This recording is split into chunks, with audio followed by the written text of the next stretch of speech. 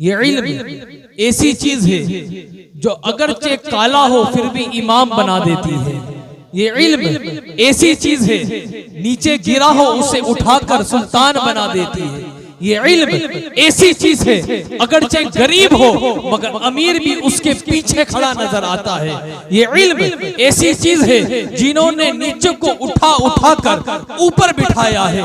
ये इल्म ऐसी चीज है, आप दुनिया जमानत के अंदर देखो, सबसे बड़े इमाम आजम अबू हनीफा, आप उनसे पूछें कि आपको ये मर्तबा कहां से मिला, तो इमाम आजम भी फरमाएंगे मेरी क्या वक़ात थी, मेरी क्या हैसियत थी, मैंने तो इल्म को सीखा, हुजूर के उलूम को सीखा, आज मैं इमाम हूँ तो सिर्फ हुजूर के उलूम की बदौलत हूँ। इमाम मालिक से पूछे जाकर, इमाम मालिक भी कहेंगे आज मेरी जो मकाम और मर्तबा है ये मेरी जात की वजह से नहीं है बल्कि मुस्तफा के उलूम की वजह से है। इमाम अहमद बिन हंबल से पूछे, इमाम अहमद बिन हंबल क्या आपको ये मकाम और मर्तबा मिला है, कैसे मिला है, वो भी कहेंगे ये मेरी बदौलत नहीं है मुस्तफा के उलूम की बदौलत है। इमाम शाफई से पूछे जाकर, इमाम शाफई आपको इमाम किसने बनाया है, वो कहेंगे मेरा तो हाल ये था कि पन्नों पर लिखने के लिए, हदीसें लिखने के लिए कागज और पेन नहीं होते थे, आज इमाम बना हो तो मुस्तफा के इल्म की बदौलत बना हो। इमाम कस्तलानी से पूछे कि आपको इमाम किसने बनाया, वो कहेंगे नबी के उलूम में बनाया है। इमाम सोरवर्दी से पूछे कि आपको इमाम किसने बनाया, वो कहेंगे मुझे नबी के उलूम ने बनाया है। गौसे आजम से पूछे कि तुम्हें इमाम किसने बनाया है, वो भी कहेंगे कि नबी के उलूम ने बनाया है। अताए रसूल हिंदल वली हुजूर गरीब नवाज रज़ी अल्लाह तआला से पूछे कि तुम्हें हिंदुस्तान का शहंशाह किसने बनाया, वो भी कहेंगे नबी के उलूम ने बनाया है, नबी की विरासत ने बनाया है। आप साबिर कलियरी से पूछे, वो भी कहेंगे मुझे नबी की विरासत ने बनाया है। आप इस सदी के मुजद्दिद आज़म इमाम अहमद रजा से पूछे, ए इमाम अहमद रजा आज सुन्नियों का दिलों का तारा तो है, बता तुझे किसने बनाया है। इमाम अहमद रजा भी कहेंगे मैं तो कुछ न था, ये मुस्तफा का शहर है, ये मुस्तफा का इल्म है कि मुझे स्पर्श से उठाकर अर्श पर बिठा दिया और सुन्नियों का इमाम। नारे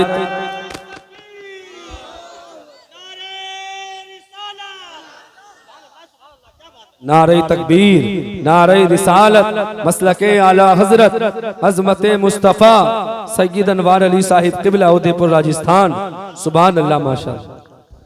तो हर एक यही कहते जाएंगे अगर मुझे बनाया है तो नबी के इल्म ने बनाया है। सारे के सारे औलिया से पूछो, उलमा से पूछो, सब यही कहेंगे कि मुझे बनाया है तो नबी के उलूम ने बनाया है। अब इल्म से पूछते हैं ए इल्म ये तो बता कि तेने हर एक को जमीन से उठाकर अर्श में बिठाया है। ए जमीन ये तो बता कि तेने इल्म ये तो बता कि तेने किसी गरीब को भी तेने आला बनाया तो इल्म तूने बनाया है। ए इल्म तुझे रफ़त किसने दी है, ए इल्म तुझे इज्जत किसने दी है, इल्म इतनी बुलंदी तुझे किसने दी है कि जो जिसके सीने में तू जाता है तू उसे फर से उठाकर अर्श पे ले जाता है।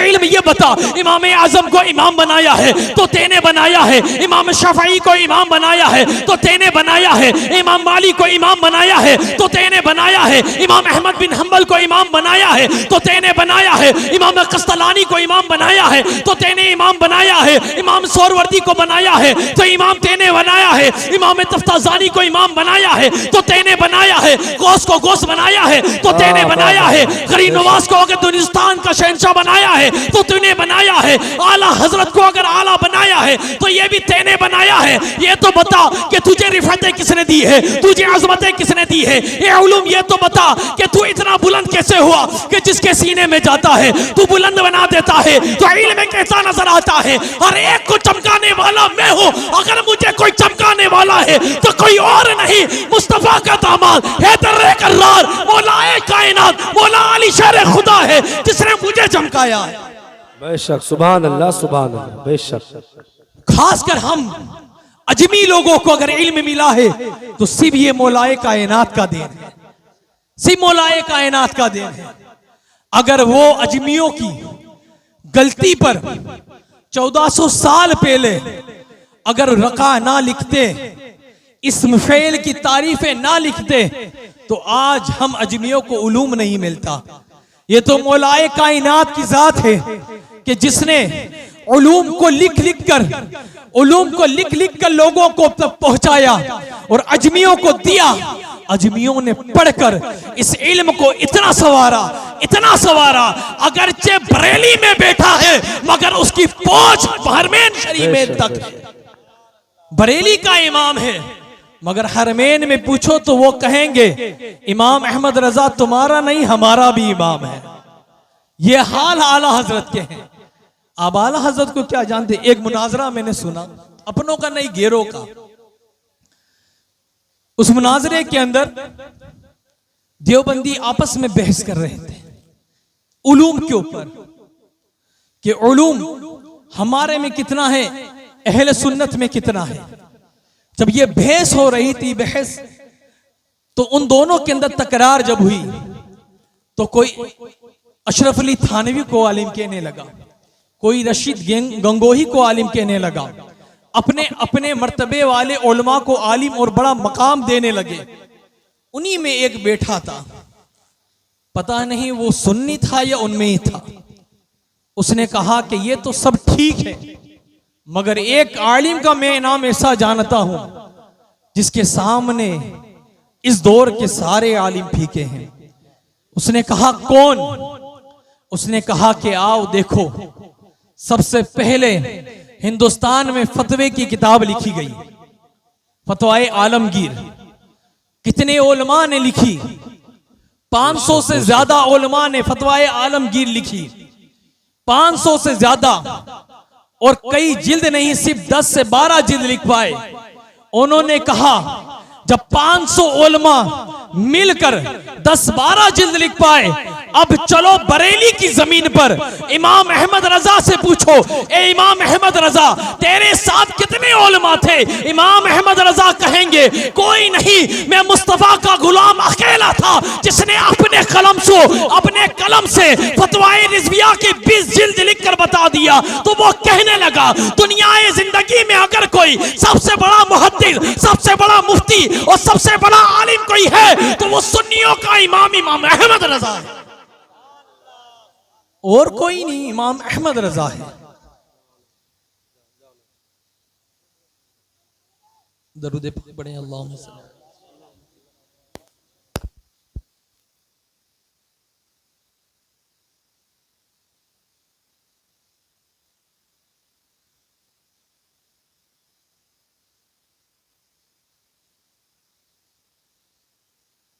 ये मुस्तफ़ा का उलूम है, जिस किसी को मयस्सर हुआ है वो फर्श से उठकर अर्श तक पहुंचा है। आप पूछे इमाम आजम अबू हनीफा से कि आपकी जिंदगी किस तरह गुजरी है। आप पूछे इमाम आजम से कि आप क्या थे, इल्म में आपको क्या बनाया। इमाम आजम अबू हनीफा रदी अल्लाह तआला अन्हु फरमाते हैं कि मैं जब 5 साल का था, हमारा इमाम आजम जिनकी हम तकलीद करते हैं, फरमाते हैं मैं 5 साल का था, मेरी वालिदा मेरे हाथ पकड़कर कभी इस मदरसे कभी उस मदरसों में घुमाया करती थी, कभी इधर पढ़ाया कभी उधर पढ़ाया। जब मेरी उम्र 7 से 9 साल के बरस के बीच में हुई तो मेरी वालिदा ने मुझे मिस्र भेजा पढ़ने के लिए।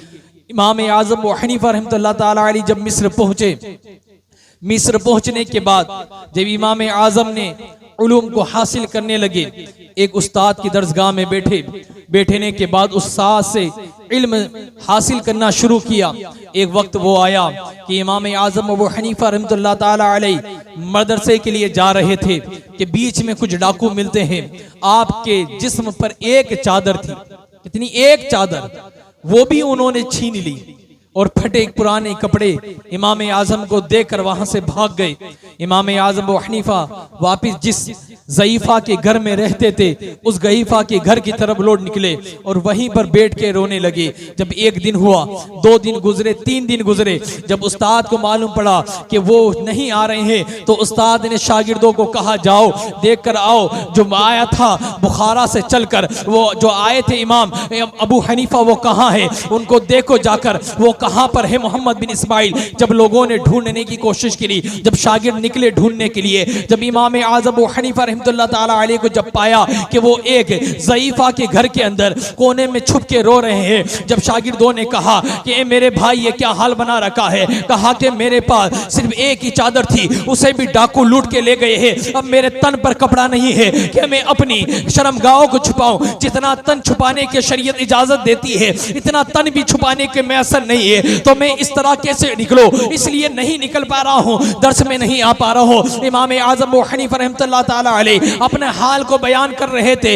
इतनी ही देर में शागिर्दों ने मुल्क में निकले, मिस्र में निकलने के बाद थोड़ा चंदा इकट्ठा किया, वहां से 2 चादरें ली, इमाम आज़म अबू हनीफा रहमतुल्लाह ताला अलैह को चादर दी, इमाम आज़म अबू हनीफा रहमतुल्लाह ताला अलैह ने वो चादर को ली, चादर लेने के बाद उस्ताद के पास पहुंचे, उस्ताद के पास पहुंचने के बाद इल्म को जब हासिल किया, उलूम को जब हासिल किया, उलूम को हासिल करने के बाद इमाम आज़म अबू हनीफा रहमतुल्लाह ताला अलैह जब मिस्र के बड़े आलिम बने, जब मिस्र के आलिम बनने के बाद लोगों में चर्चा होने लगा, जब लोगों में ये बात फैलने लगी कि एक इमाम निकले हैं जिनका नाम इमाम आज़म है, हज़रत नोमान जिनका नाम है, जो आए हैं और इल्म को सीख कर आए हैं। एक वो वक्त था इमाम आज़म पर जब पहनने के लिए कपड़े नहीं होते थे, और एक ये वक्त आया है कि दुनिया जमाना ने देखा है कि जिसके पास बचपन में पहनने के लिए कपड़ा नहीं है, आज वो वक्त का इमाम बना हुआ है, आज वो वक्त का इमाम है। आप पूछे इमाम शाफई से, इमाम शाफई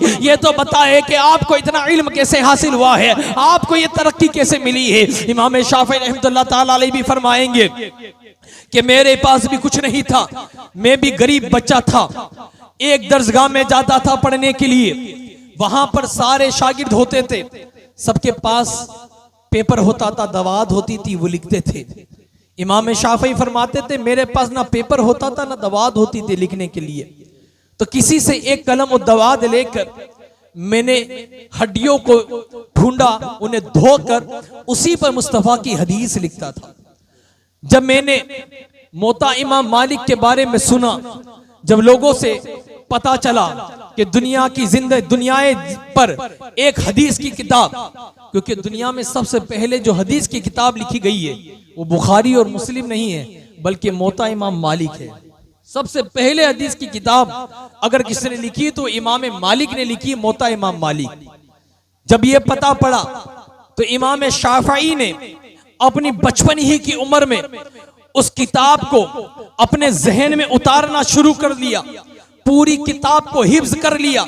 जब इमाम शाफई रहमतुल्लाह ताला अलैह को इमाम मालिक के बारे में खबर मिली कि इमाम मालिक मदीने में रहते हैं, मदीने के अंदर इमाम मालिक का मस्कन है, तो इमाम शाफई रहमतुल्लाह ताला अलैह मक्के के गवर्नर के पास गए और उससे एक खत लिखवाया, मदीने के गवर्नर को पहुंचाया कि मदीने के गवर्नर आप इमाम मालिक से सिफारिश कीजिए कि मुझे अपना शागिर्द बना ले। आप वो खत को लेकर मदीना पहुंचे इमाम शाफई। जब मदीने को पहुंचे गवर्नर को वो खत दिखाया, अब गवर्नर खुद चलकर इमाम मालिक के दर पर गया। वो गवर्नर आज का जिसको सीएम कहा जाता है, एक सीएम किसी को मिलना पसंद नहीं करता। ये इस्लाम की तासीर देखे कि इस्लाम वो दीन है कि एक गवर्नर बच्चे के खत पर इमाम मालिक के दर पर जा रहा है। ये इस्लाम सिखाता है और ये किसी और की तालीम नहीं बल्कि इमाम अमीरुल मोमिनीन हजरत उमर फारूक आजम रदी अल्लाह तआला अन्हु की तालीम है। हजरत फारूक आजम ने ये तालीम सिखाई है, अगर बच्चा भी आए तो उसकी फरियाद को सुना जाए, अगर कोई बुजुर्ग भी आए तो उसकी फरियाद को सुना जाए। तो मदीने का गवर्नर उस पेपर को लेकर इमाम मालिक के दर पर गया, उस दस्तक दी, कहा कौन? कहा कि मदीने का गवर्नर आया है। इमाम मालिक ने अपने गुलाम को भेजा और कहा कि पूछो, कोई मसला हो तो लिख कर दे दूंगा, मुझे परेशान ना करे, मैं मुस्तफा का इल्म पढ़ रहा हूं, मैं मुस्तफा का इल्म पढ़ रहा हूं। जब ये बात कही तो गवर्नर ने कहा कि मैं अपने काम से नहीं आया हूं, एक बच्चे को लेकर आया हूं, मक्के के गवर्नर ने भेजा है।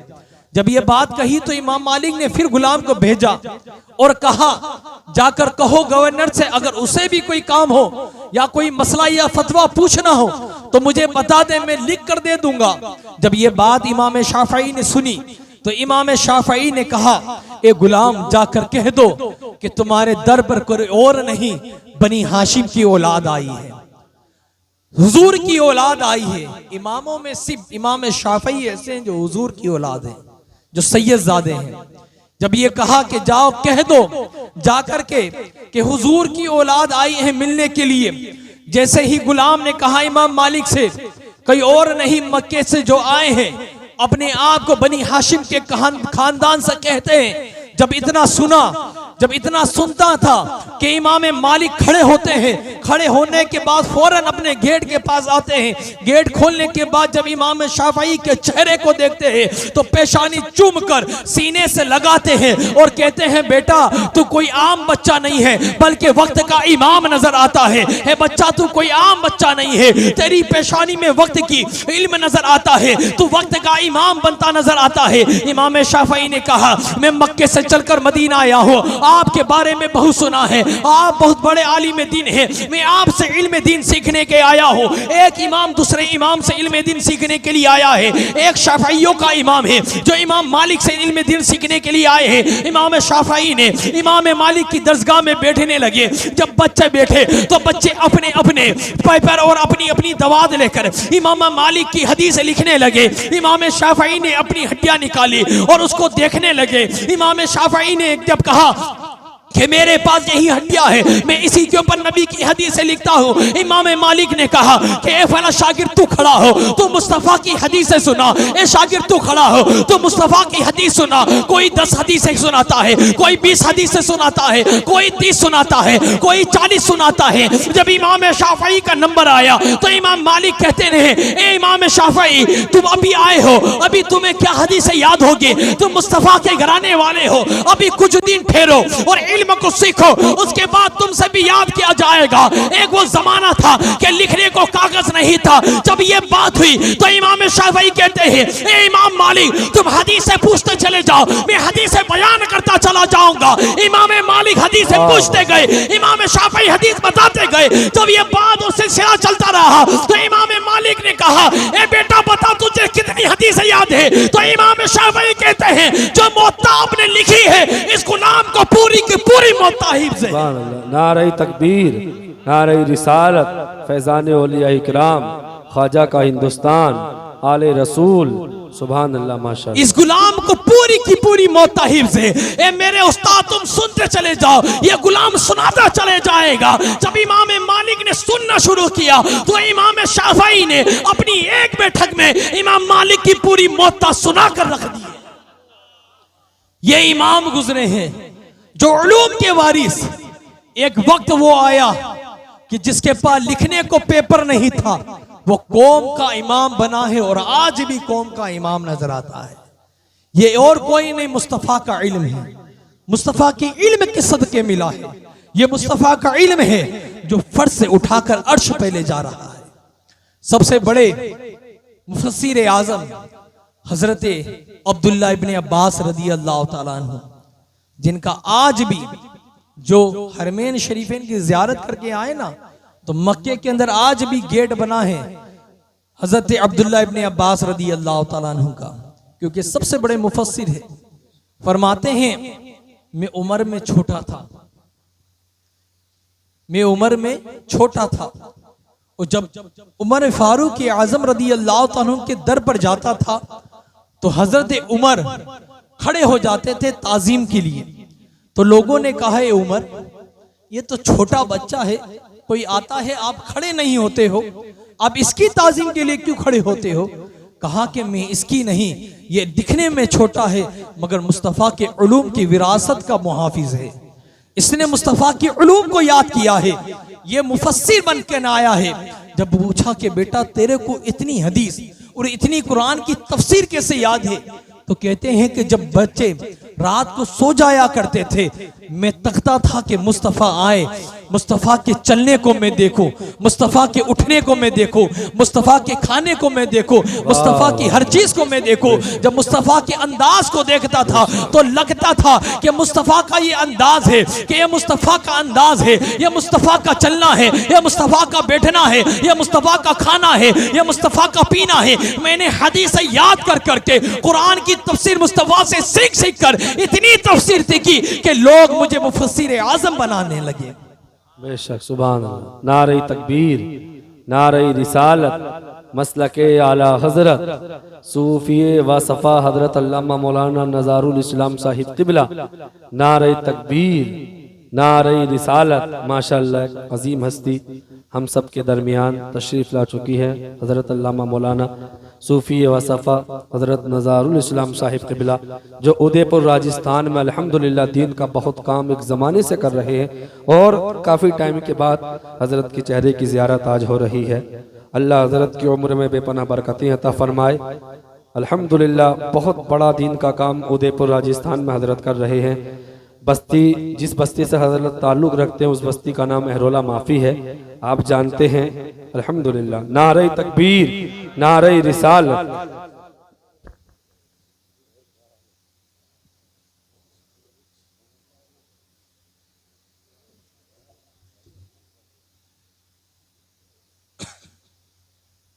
अब आपके सामने पीरे तरीक़त रहबर शरीयत हमी दीन व मिल्लत हज़रत अल्लामा मौलाना खलीफाए सरकार कलाम दुआए मस्तान बाबा दुआए मुफ्ती आज़म राजस्थान हज़रत अल्लामा मौलाना हफ़ीज़ नज़ारुल इस्लाम साहब क़िबला तशरीफ़ ला चुके हैं। आप इनके चेहरे की ज़ियारत भी करते चले जाएं और मुझसे मुस्तफ़ा का इल्म भी सीखते चले जाएं। आज उदयपुर के अंदर अगर सबसे बड़ा इदारा कायम किया है तो वो हजरत ही ने कायम किया है। मैं भी इन्हीं के मदरसे से पढ़कर इन्हीं के मदरसे में पढ़ा रहा हूँ। इन्हीं का फूल हूँ जो खिला हूँ और महक रहा हूँ। ये सारी खुशबू इन्हीं की बदौलत है और ये भी हमसे ये खुशबू इनसे हम तक पहुंची, अब हमसे ये खुशबू इन तक पहुंची है और आगे भी ये खुशबू पहुंचती चली जाएगी इंशाअल्लाह। अल्लाह हजरत की ज़िंदगी में बरकतें अता फरमाए, इनकी ज़िंदगी को अल्लाह लंबी करे और इनसे दीन का काम अल्लाह लेता रहे। आज राजस्थान क्या पूरे हिंदुस्तान के हर खित्ते में हजरत का नाम है, हर एक जानते हैं, काफ़ी मुरीद भी हजरत के हैं, हर जगह हजरत का दौरा होता है। आप भी जानते हैं, आपके इलाके के ही हजरत, मैं तो क्या तारुफ कराऊं, मगर राजस्थान में जिस तरह हजरत का बोल बोला है, शाहिदी मुफ्ती राजस्थान के बाद हजरत का है जिसका किसी का ना होगा। ये सिर्फ और कुछ नहीं, सिर्फ नबी के इल्म की विरासत की बदौलत है। ये भी अगर नबी का इल्म नहीं होता तो ये भी यहाँ नहीं होता। ये मुस्तफ़ा का इल्म सीने में लेकर बैठे हैं, इसीलिए अहरुल्लाह से उठा के उदयपुर का बादशाह बना दिया है, सिर्फ इल्म की बदौलत। ये इल्म है जो हर एक कली को फूल बना देता है, हर एक कली को फूल बना देता है। जब उस फूल की खुशबू महकती है तो जिस तक पहुंचती है उसको भी महका देता है। ये इल्म है। आइए लास्ट बात मैं अपनी पूरी करता हूं क्योंकि हजरत भी आ चुके हैं। अपनी लास्ट बात पूरी करने के बाद मैं आपके सामने से रुखसत होता हूं। ये मुस्तफ़ा का इल्म है जो हर एक को उठाकर जमीन से फर्श तक पहुंचाता है। एक इमाम का वाकिया सुनाता हूं जिसको दुनिया इमाम तफ्ताज़ानी के नाम से पहचानती है। इमाम तफ्ताज़ानी रहमतुल्लाह ताला अलैह जब इल्म सीखने के लिए मदरसे में पहुंचे तो आप एकदम कुन जहन थे, जिनका जहन बहुत कमजोर होता है ना, उस जहन के थे। इमाम राजी रहमतुल्लाह ताला अलैह जब की दरसगाह लगती थी तो इमाम तफ्ताज़ानी भी वहीं बैठे होते थे। तो इमाम राजी रहमतुल्लाह ताला अलैह जब इल्म पढ़ाने लगते थे तो बच्चे समझते थे तो तफ्ताज़ानी के ऊपर से गुजरता था, आप इल्म नहीं सीखते थे। जब इल्म उलूम का सुनाने का मौका आता सब सुनाते, तफ्ताज़ानी को याद ही नहीं होता था। तो उस्ताजों का ये रहा है शेवा के जो सबसे ज्यादा कमजोर होता है ना उससे बुरा भला भी कहा जाता है, इसलिए कि सीने में जब तकलीफ होगी ना तो मेहनत ज्यादा करेगा। उसकी जात को नीचा करने के लिए नहीं बल्कि उसको मेहनत करने के लिए कहा जाता है। जब कोई भी बात होती, मिसाल दी जाती कुल जहन की, तो इमाम तफ्ताज़ानी के बारे में देखो, तफ्ताज़ानी को ये भी कुल जहन है, ये भी कुल जहन है, मगर इमाम तफ्ताज़ानी ने इल्म को अपने हाथ से नहीं जाने दिया। रात भर रोते रहे, मुस्तफ़ा की बारगाह में दुआ करते रहे, अल्लाह की बारगाह में हाथ उठा के मुस्तफ़ा का वसीला लेकर दुआ करते रहे, या अल्लाह मेरे जहन को कुशादगी अता फरमा, या अल्लाह मेरे जहन में मुस्तफ़ा का इल्म अता फरमा, मेरे दिल को मुस्तफ़ा का मदीना बना दे। रात रात को रोते रहे, जब वापिस सुबह इल्म के लिए जाते तो वही हाल रहता था।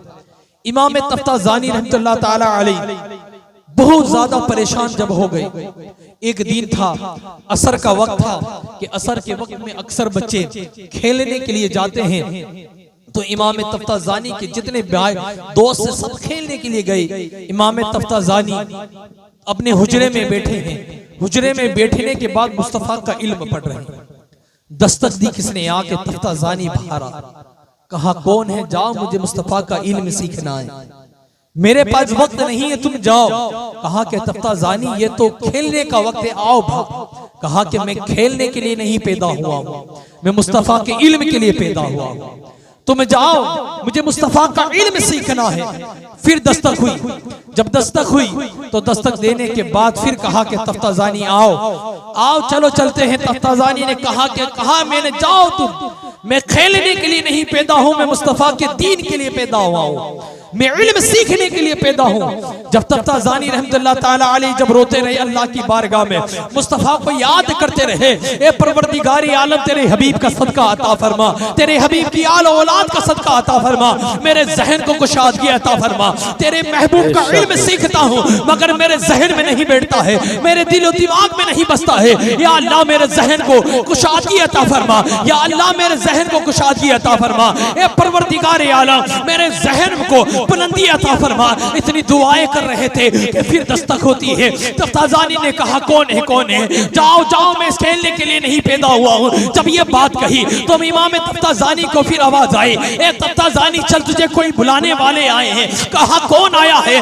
कि जाओ जाओ, मैं नहीं आने वाला, मैं मुस्तफ़ा का इल्म सीखने के लिए आया हूं। जब उसने कहा बुलाने वाला कोई और नहीं बल्कि मदीने वाली सरकार आई है, मुस्तफ़ा जाने रहमत आए हैं, सरकारे कौनैन आए हैं, जो इल्म के वारिस है वही आए हैं। जब तफ्ताज़ानी ने सुना, जो सबको भगाता था, आज किताबें पटकी, अपनी किताबों को छोड़ा, अपनी दस्तार को छोड़ा, सब कुछ छोड़ने के बाद उठे और गेट की तरफ दौड़ निकले। जब गेट की तरफ दौड़ कर चले गए, जब देखा कि मुस्तफ़ा जाने रहमत सल्लल्लाहु ताला अलैहि वसल्लम तशरीफ फरमा है, इमाम तफ्ताज़ानी ने कहा, या रसूल अल्लाह, मैं रात रात को रोता हूँ, मैं रात रात को रोकर दुआएं करता हूँ, या अल्लाह मेरे जहन को कुशादगी दे दे ताकि तेरे महबूब का इल्म सीख सकूं, ताकि तेरे महबूब का इल्म मेरे जहन में आ सके, ताकि मैं भी इल्म का समंदर बन सकूं। जब इतना होना था कि इमाम तफ्ताज़ानी ने रो रो के जब दुआएं की तो वो दुआएं रंग लाई। जब वो दुआएं रंग लाए तो इमाम तफ्ताज़ानी रहमतुल्लाह ताला अलैह की दुआओं पर अल्लाह की रहमत को रहम आ गया,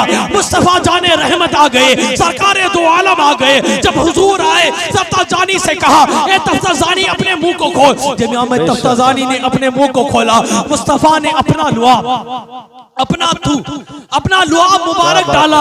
जब अपना लुआब मुबारक डाला, जैसे ही लुआब मुबारक डालना था कि तफ्ताज़ानी के तेवर बदल गए, तफ्ताज़ानी का हाल बदल गया। तफ्ताज़ानी अब तफ्ताज़ानी नहीं रहा। अब इमाम तफ्ताज़ानी ने जब सुबह हुई, उल्म की दरसगाह लगी, जब उर्ज़ की दरसगाह लगी, वही इमाम राजी है अपने शागिर्दों के साथ बैठे हैं। इमाम तफ्ताज़ानी आगे बैठे, कहा तफ्ताज़ानी जा पीछे बैठो, तुम्हारा काम आगे नहीं पीछे है, आगे तो होशियार बैठते हैं। जब तफ्ताज़ानी ने ये देखा, इमाम तफ्ताज़ानी पीछे गए, मुस्तफ़ा का इल्म का वारिस पीछे गया। जब इमाम राजी ने अपने शागिर्दों को इल्म सिखाने लगे तो इमाम तफ्ताज़ानी पीछे से ही वो इल्म के नकोहात पेश करने लगे। इमाम राजी परेशान है, इमाम राजी परेशान है कि ये कौन तफ्ताज़ानी है। कल तक वो तफ्ताज़ानी था जिसको कुछ भी नहीं आता था, आज ये तफ्ताज़ानी है जो मेरे इल्म पर, आज मेरे इल्म पे नकोहात निकाल रहा है। इमाम तफ्ताज़ानी की ये बात देखी तो उस्ताद ने कहा है, तफ्ताज़ानी एक रात में क्या हो चुका है, आज तक तो तू कौन जहन था, आज एक रात में क्या हुआ है कि तेरी दुनिया ही बदल गई है। तफ्ताज़ानी ने कहा कि मेरे उस्ताद, ये मेरे उस्ताद, ये राज की बात है, राजी रहने दो। उस्ताद ने कहा तेरी बात पर कुर्बान, तेरी जात पर कुर्बान, ये तो बता कि क्या हुआ है ऐसा कि तेरा पूरा हाल और काल बदल गया है। इमाम तफ्ताज़ानी ने कहा, मेरे उस्ताद, ये राज की बात है, राज में बताऊंगा। उस्ताद ने कहा, ये इल्म एक तरफ है, ये दर्स एक तरफ है, ये राज तू बता मुझे। उस्ताद उठे हैं, इमाम तफ्ताजानी के साथ एक रूम में गए। जब रूम में जाने के बाद कहा, ए तफ्ताजानी अब बता क्या बात है। इमाम तफ्ताजानी कहते हैं कि जब मुझे इल्म सीखना नहीं आता था, मैं रात रात को रोकर अल्लाह की बारगाह में दुआएं करता था और कहता था, ए परवरदिगारे आलम, तेरे महबूब का इल्म मेरे सीने में उतार दे। मैं बड़ी मेहनत करता हूँ, तेरे महबूब का इल्म मेरे जहन में नहीं बैठता है, मेरे जहन को कुशादगी दे दे। बस इतनी दुआएं करनी थी कि कल मेरी जात पर अल्लाह की रहमत को रहम आ गया और मुस्तफा जाने रहमत आ गए। ऐसा सुनना था कि वो इमाम राजी जो कल तक इमाम तफ्ताजानी से नफरत करते थे, सीने से लगाया और कहते हैं, ए तफ्ताजानी, काश तू इमाम राजी होता और मैं तफ्ताजानी होता, तू मुझे कहता, मुस्तफा को मुझ पे प्यार आता और आकर जो लुआब तुझे पिलाया वो मुझे। नारे तकबीर, नारे रिसालत, मसलके आला हजरत, अज़मत मुस्तफ़ा, सुभान अल्लाह, माशाअल्लाह। जब ये कहा, ए तफ्ताजानी, तेरी तो जात ही बदल गई, ए तफ्ताजानी, तेरा तो किरदार बदल गया, ए तफ्ताजानी, काश मैं भी कुंज़न होता और मुझ में भी मुस्तफा को प्यार आ जाता। जब इतनी बात चल रही थी तो तफ्ताजानी कहते हैं कि ये मेरी कोई हैसियत नहीं है, मेरा कोई वकार नहीं है, ये सिर्फ मुस्तफा के उलूम की विरासत है। आपने डांटा, आपने फटकारा, मगर मैं गया नहीं। मेरे दिल में थी कि जब तक मुस्तफा का उलूम नहीं सीखूंगा, तब तक नहीं छूंगा, तब तक इल्म को नहीं छोड़ूंगा। जब इतना कहना था कि कत्ल वो तफ्ताजानी जो पीछे बैठता था, आज उस्ताद अपने करीब में बिठाकर इमाम तफ्ताजानी को पढ़ा रहे हैं। जब शागिर्दों ने कहा, ए तफ्ताजानी, ये क्या है हैसियत तेरी, ये तो बता। तो इमाम तफ्ताजानी ने जो कहा वो तो नहीं याद, मगर मेरा बरेली का इमाम कहता है, ये नाज, ये अंदाज हमारे नहीं होते, चोली में अगर टुकड़े तुम्हारे नहीं होते, बेदान बिक जाइए शाहबाज़ारे नबी में, इस शान के सौदे में खसारे नहीं। वाह वाह वाह। इस शान के सौदे में खसारे नहीं होते। ये मुस्तफा के इल्म की विरासत है। जितने इल्म में डूबोगे, कल तक कुन जहन होता था, आज वक्त का इमाम बन के आया है। यह तफ्ताजानी की और नहीं, ये नबी के इल्म का वारिस है, ये नबी के उलूम का वारिस है। आज तक तुम्हारे इलाके में मुफीद नॉर्मल मुफीद था, आज हर एक आलिम दीन कहता नजर आएगा। ये मौलवी कोई छोटी मोटा लकब नहीं है। आज इमाम हम क्या देखते हैं कि डॉक्टर को बड़े ऊपर नजरिए से देखते हैं, इंजीनियर को बड़ी इज्जत से देखते हैं, मौलवी कहते तो मौलवी है, ये तो सिर्फ मौलवी है। देखिए, आप मौलवियों की जब मेहनत को देखोगे ना, रात दिन पढ़ पढ़ कर, जब नहब और सर्फ को रट कर जब ये इल्म हासिल करते हैं ना, जितना डॉक्टर नहीं पढ़ता है, जितना ये आलिम दिन रात को पढ़ पढ़ कर किताबें याद कर करके नबी के दीन का उलूम का वारिस बनकर आता है। ये 8 साल यूं ही नहीं रहते, ये 8 साल तक रात को दिन बना देते हैं, जब जाके नबी के इल्म का वारिस बनता है। ये इल्म की फजीलत है। आज ये एक आलिम दिन बना है, तुम्हारी बस्ती पे रहमत होगी बरसात लाया है। ये आज इतना खर्चा जो इसके वालिद ने किया है, अल्लाह इनको दुगना अता फरमाएगा, क्योंकि मुस्तफा जाने रहमत फरमाते हैं, दीन के लिए जो 1 रुपया खर्च करेगा, अल्लाह 70 गुना अता फरमाएगा। और ओलमा को बुलाना, जिस जमीन पर ओलमा के कदम पड़ते हैं, अल्लाह उस कब्रिस्तान के अजाब को उठा लेता है। ये हाल है। गुर्बत हो तो गुर्बत को दूर कर देता है। आज तो इस सरजमीन पर एक ने कई ओलमा और पीरे तरीकत भी मौजूद हैं, कई ओलमा का फैजान यहाँ पर है। तो याद रखें कि आलिमों की इज्जत करें, कदर करें, अपने इमाम की भी कदर करें, अपने इमाम को भी देखे। वो इमाम जो दिन रात आपके लिए मेहनत करता है, दिन रात आपके लिए मेहनत करता है। आप अगर जुम्मे में मुसाफे में अगर 50-50 भी अगर देंगे तो उसकी एक हल मुश्किल यूं ही हल हो जाएगी। आप इमामों की भी मदद करें, हर हाल में आलिम दीन की मदद करें। और मेरा आखिरी एक पैगाम है, अपने दिलों में बिठा लीजिए ये बात, क्योंकि यूपी के अंदर अक्सर ये माहौल देखा है मैंने कि जहां भी कोई मेहमान आता है तो हमारे यहाँ ठंडा लाया जाता है। ठंडा लाया जाता है ना, कोई स्प्राइट ला रहा है, कोई थम्स अप ला रहा है, कोई 7 अप ला रहा है, कोई कोको कोला ला रहा है। समझ लो इजराइल के प्रोडक्ट को यूज करना इस दौर में अभी के, जिस तरह गाजा को फिलिस्तीन को बर्बाद किया इसने, जिस तरह मुसलमान के ऊपर शराब और खिंजीर हराम है ना, इसी तरह इजराइल का हर प्रोडक्ट मुसलमानों पे हराम है। वो ये ना समझे कि हम यहाँ पर कोको कोला पी रहे हैं या थम्स अप पी रहे हैं, बल्कि वो इजराइल और गाजा के बच्चे के खून को पी रहे हैं। ये इजराइल और गाजा के बच्चे के खून को पी रहे हैं, वो खून पीना हराम है। तो अपने पूरे यूपी में, ये कस्बों में ये मैसेज डालना कि जिस घर में अगर इजराइल का प्रोडक्ट आ जाए तो कभी उसको मुंह से नहीं लगाना, ढोल देना मगर मुंह से नहीं लगाना, कभी मुंह से नहीं लगाना, क्योंकि ये वो प्रोडक्ट नहीं जो हलाल है, ये वो प्रोडक्ट है जिस तरह शराब हराम है, इसी तरह ये भी हराम है, क्योंकि ये और कोई नहीं, हमारे ही पैसे से आज मुसलमानों का पूरा देश, पूरा के पूरा देश नक्शे से निस्ब नाबूद कर दिया इन्होंने, हटा दिया। नन्हे नन्हे मुन्ने बच्चे आज उनकी आहा, उनकी पुकारे फिलिस्तीन से पूरी दुनिया में गूंज रही है। तो अपने दिलों में ये पैगाम पहुंचा लो कि भूखे रह लेंगे, कुछ भी हो जाए, मगर इजराइल के प्रोडक्ट कभी यूज नहीं किएंगे। जितने भी इजराइल के प्रोडक्ट है कभी यूज नहीं करेंगे। समझ लो, जिस तरह शराब हराम है, इसी तरह इजराइल का हर प्रोडक्ट हराम है। ये जहन में रखे। अल्लाह रब्बुल इज्जत अगर इतना ही करेंगे तो इसके करने पर भी अल्लाह आपको सवाब अता फरमाएगा, क्योंकि दुश्मन से, उसकी चीज से भी दुश्मनी करना, ये भी दीन का एक पैगाम है। बस ये ध्यान रखे कि जो मुसलमानों का नहीं वो हमारा कभी नहीं हो सकता। हम तो उसी के जिसके दिल में शरीयत की मोहब्बत रहेगी, जिसके उस दिल में शरीयत है, हम उसी के हैं। वमा अलैना इल्लल बलाग। अस्सलामु अलैकुम व रहमतुल्लाहि व बरकातहू।